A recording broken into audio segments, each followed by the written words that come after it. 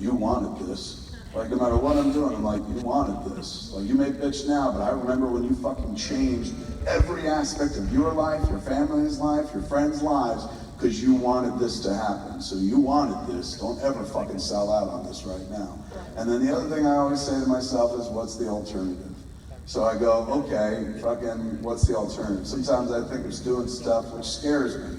I like to lean toward that shit because I'm a fear-based creature, and that's the only way to get stronger.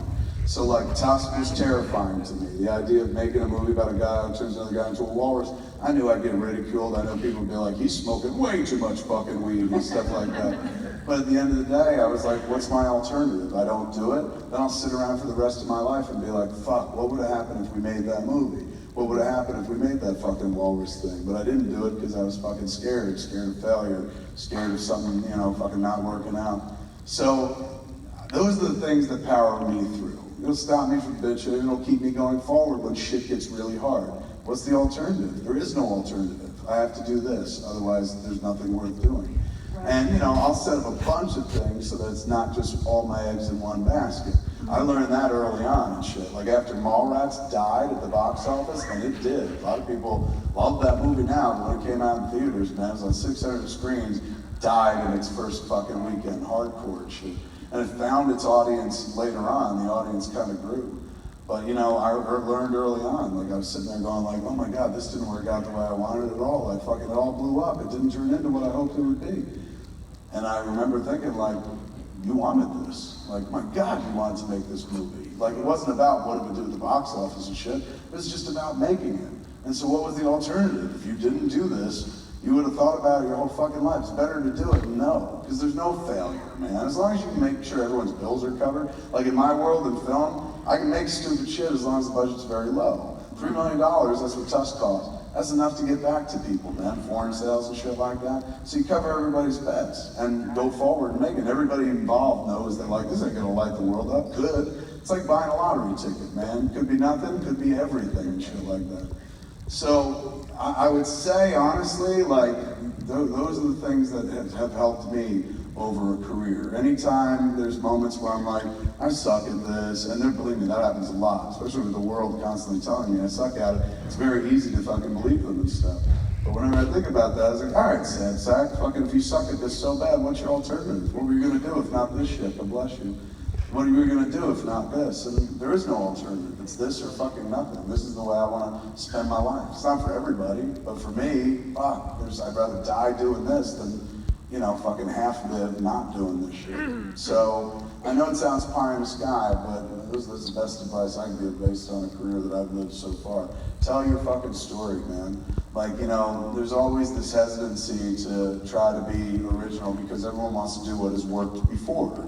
It's a sequel and remake kind of world in the movie biz, because people are like, let's do what's safe, what people have seen before. But they fucking need your voice more than they know. They know it too, they just can't say it because their business is predicated on success. But they crave fresh blood, they crave new stories and shit like that.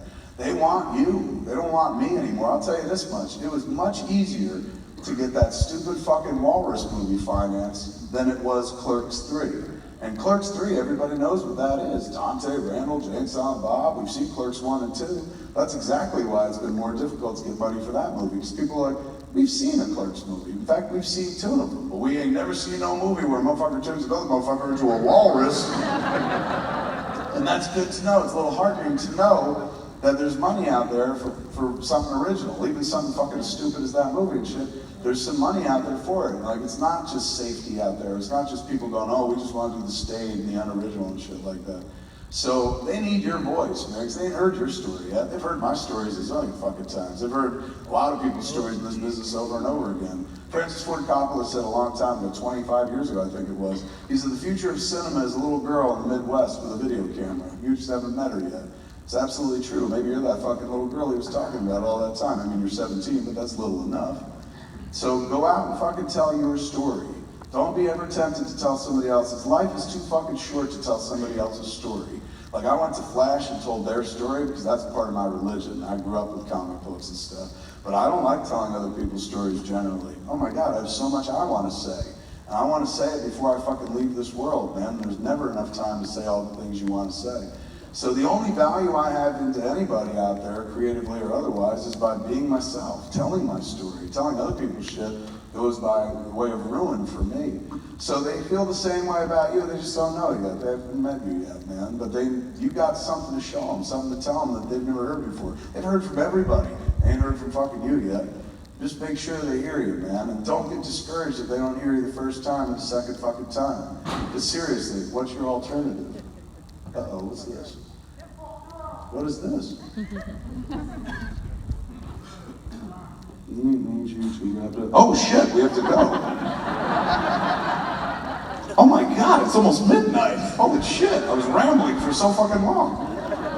Fuck, I hadn't realized. Long story short, follow your dreams, I guess. There you go.